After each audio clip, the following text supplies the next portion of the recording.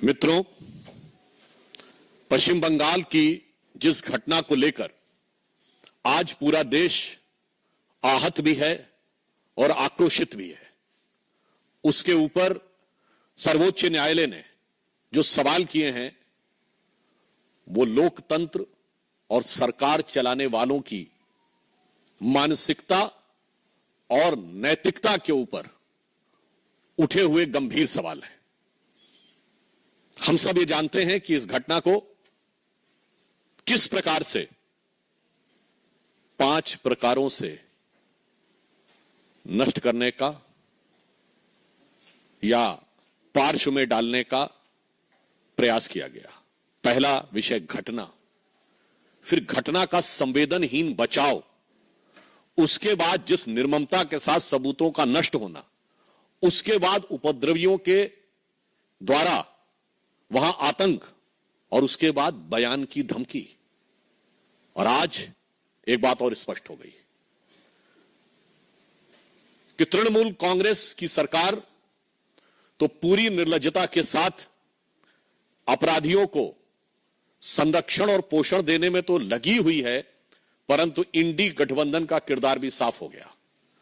मैं देश की जनता के सामने यह बात रखना चाहता हूं कि आज तृणमूल कांग्रेस सरकार का वकील कौन है? श्री कपिल सिब्बल वकील हैं पश्चिम बंगाल सरकार के, सांसद हैं उत्तर प्रदेश की समाजवादी पार्टी के समर्थन से और पूर्व मंत्री हैं कांग्रेस सरकार के।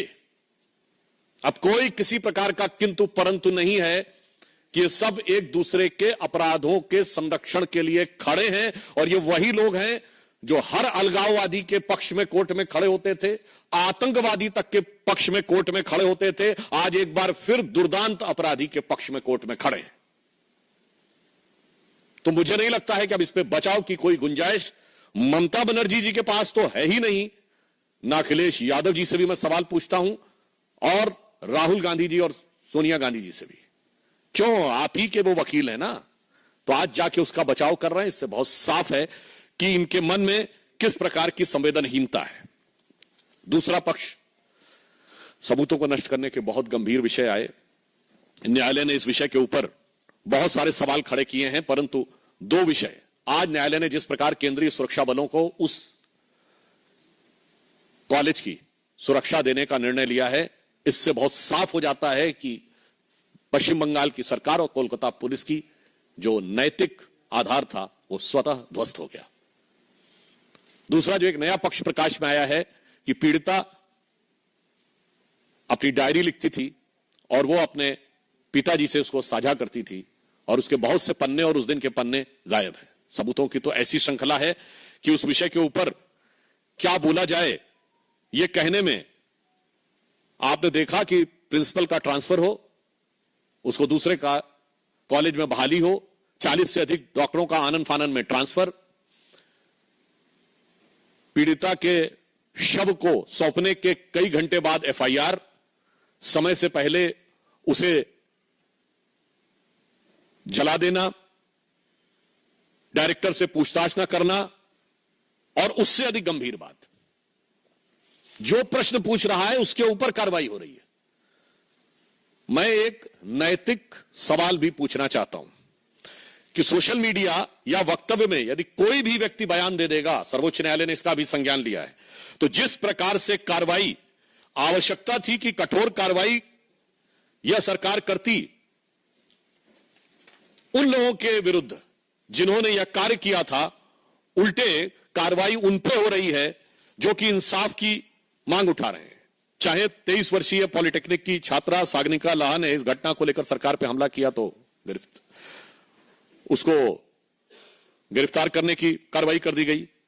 भवानीपुर में एक छात्रा ने यह विषय को उठाया तो पश्चिम बंगाल सरकार ने उसे गिरफ्तार कर लिया, 18 वर्षीय छात्रा कीर्ति शर्मा को। पीड़िता के माता पिता ने भी बयान दिया। और तो और तृणमूल कांग्रेस के शांतनु सेन ने कॉलेज के खिलाफ बोला तो ऐसी जानकारी आई कि उन्हें प्रवक्ता पद से हटा दिया गया। और तो और स्वयं उनके सांसद सुखेंदु शेखर ने जब यह प्रश्न उठाया तो उनसे पुलिस जवाब तलब करने लगी। हमारे सांसद से कर रही है, वो तो उनकी प्रवृत्ति हमेशा से पता है, पर आप सोचिए कि अपने सांसद और अपने नेताओं पर भी कार्रवाई कर रही है। ये एक बहुत बड़ा सवाल उठता है। यह दर्शाता है, मैं देश के लोगों से कहना चाहता हूं कि इस बात को सोचिए कि इन पे तो कार्रवाई कर रही है, और उससे अधिक दुखद और दुर्दांत बयान उनके नेता दे रहे हैं। यदि उनके मंत्री उदयन गुहा ये बोलते हैं कि ममता जी की तरफ जो उंगली उठेगी तो वो उंगली तोड़ दी जाएगी, तो कोई ऐसा बयान देता है कि जो पीड़ित और आहत डॉक्टर हैं वो अपने गर्लफ्रेंड और बॉयफ्रेंड के साथ घूमने के लिए वहां बैठे हैं, तो उनके एक सांसद अरूप चक्रवर्ती किस ढंग का बयान देते हैं कि परिणाम भुगतना पड़ेगा। मैं देश के लोगों से पीड़ा और गंभीरता के साथ अपनी पार्टी की तरफ से कहना चाहता हूं कि आप सोचिए कि संविधान कितने बड़े खतरे में है आज पश्चिम बंगाल में। आप कल्पना करिए कि यदि इनकी कहीं सरकार होती केंद्र में तो उंगली तोड़ दी जाती, जो इनके मंत्री ने कहा है, उदयन गुहा ने, जो संदीप चक्रवर्ती ने, अरूप चक्रवर्ती ने कहा है, तो परिणाम भुगता दिया होता। आज सर्वोच्च न्यायालय और केंद्रीय बलों के हस्तक्षेप के बाद यह स्थिति है, तो मैं यह बात जिम्मेदारी के साथ कहना चाहता हूं। और आप देख रहे हैं कि इंडी गठबंधन के दलों में जो दुरभिसंधि है कि कांग्रेस के पुराने नेता, सपा के वर्तमान सांसद, सपा के समर्थन से बने वर्तमान सांसद तृणमूल कांग्रेस के वकील हैं, जिनकी ख्याति अपराधियों और अलगाववादियों का समर्थन करने की है। अर्थात अब बहुत साफ हो गया है कि संविधान इंडी गठबंधन की सरकारों में खतरे में है, और सिर्फ संविधान ही नहीं खतरे में है, जान और जहान भी खतरे में है, और मान सम्मान भी खतरे में है।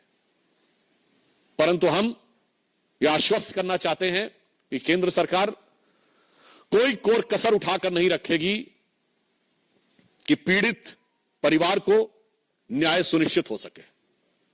और इसके लिए चूंकि सर्वोच्च न्यायालय ने स्वतः संज्ञान ले लिया है, तो जो कानूनी प्रक्रिया है वो तो न्यायालय के दिशा निर्देश में चलेगी। उसमें जो भी सक्रिय, सकारात्मक और त्वरित सहयोग, means assertive, active and fast contribution which will be required on the part of the government, they will provide। और पूरे देश भर में चिकित्सकों के मन में जिस प्रकार का आक्रोश और वेदना है, हम उसके साथ हैं। और फिर हम साफ ये कहना चाहते हैं कि राहुल गांधी जी, ये मोहब्बत की दुकान में कैसे कैसे नफरती सामान है। आप सोचिए, उत्तर प्रदेश के कन्नौज से लेके कोलकाता तक जो कुछ हो रहा है, यदि इनकी किसी कारणवश केंद्र में सरकार होती तो दृश्य कितना खौफनाक होता। तो मैं उन लोगों से के प्रति संवेदना व्यक्त करते हुए पीड़ित परिवारों की तरफ से कहना चाहूंगा, ममता बनर्जी जी की सरकार को, जिसने निर्ममता की समस्त सीमाएं पार कर दी हैं, कि फिर उन निराश नयनों को जिनके आंसू सूखे हैं, देखो उन निराश नयनों को जिनके आंसू सूखे हैं, जो न्याय हेतु अभी तक पथ देखते हुए रूखे हैं। धन्यवाद। आपने कहा कि मान सम्मान, संविधान यानी धन, धर्म, इज्जत तीनों खतरे में बंधा है, तो क्या यहाँ पर केंद्र सरकार की कोई भूमिका नहीं होनी चाहिए? अब किस बात का इंतजार हो रहा है बंगाल में? देखिए, मैंने बात कही कि चूंकि न्यायालय ने इस विषय का संज्ञान ले लिया है, तो न्यायालय की प्रक्रिया के अनुरूप हम बात करेंगे। और यह बात भी हमने कही है कि सरकार इस विषय के ऊपर पूरी संवेदनशीलता और सतर्कता के साथ नजर रखे हुए है, और न्याय बंगाल की जनता को और पीड़ितों को सुनिश्चित कराने के लिए जो भी उचित अवसर होगा, उचित कार्य होगा, कदम होगा, वो उठाएंगे। सर, देश भर में लोग डॉक्टर हड़ताल पे हैं, वो अपनी सीटकास्ट की डिमांड कर रहे हैं, तो केंद्र सरकार को आखिर कौन सा अधिकार वो रोक रहा है उनको सेवा? केंद्र सरकार ने केंद्रीय जो अस्पताल हैं उनमें सुरक्षा बलों की 25% तैनाती बढ़ा दी है।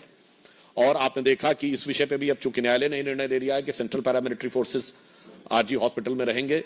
और यहां पर महोदय, मैं एक और बात कहना चाहूंगा, सुरक्षा सिर्फ सुरक्षा बलों की उपस्थिति से नहीं, अपराधियों के हौसले पर भी निर्भर करती है।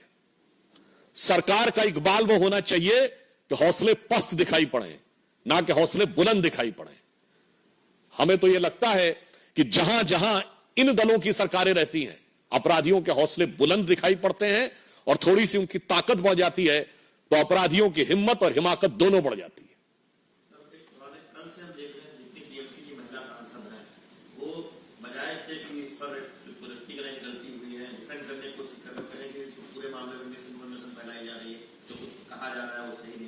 इस तरह का डिफरेंट हो। मुझे लगता है कि सर्वोच्च न्यायालय के आज के टिप्पणी और सवाल के बाद भी यदि कोई व्यक्ति ये कहे कि इसमें कोई दूसरी बात है या बचाव करने का प्रयास करे, तो मुझे लगता है कि ये संवेदनहीनता और सत्ता लोलुपता में मानवीय मूल्यों को कुचलने की पराकाष्ठा है। मैं पुनः कह रहा हूं, संवेदनहीनता, इनसेंसिटिविटी और सत्ता लोलुपता में, in the lust of power, मानवीय मूल्यों को दमित करने की, to crush the human values, it is an extreme of that. हो गया? अच्छा, आमोद जी।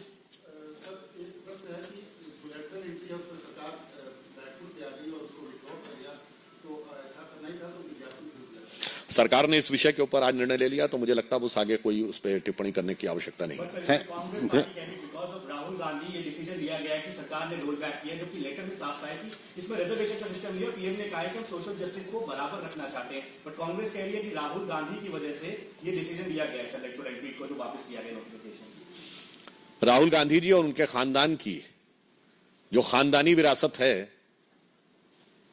आरक्षण और SC ST OBC को लेके, वो किसी से छुपी हुई नहीं है और उनकी अज्ञानता भी किसी से छुपी हुई नहीं है। मैं राहुल गांधी से पूछना चाहता हूं, वो उस समय बहुत बोल रहे थे ना कि उनको इतने सेक्रेटरी नजर नहीं आते। अभी हमारे कैबिनेट सेक्रेटरी बने हैं, किस बैच के हैं? राहुल गांधी को ना पता, बताए 1987 बैच के। मैं राहुल गांधी से सवाल पूछना चाहता हूं कि 1987 में आपकी पार्टी नहीं, आपके पिताजी की सरकार थी, बताइए कितने SC ST OBC थे उस समय आए थे? क्यों आरक्षण नहीं दिया था आपने OBC को? कम से कम अपने पिताजी का तो जवाब दीजिए, उसके बाद हमसे सवाल कीजिए। Thank you sir.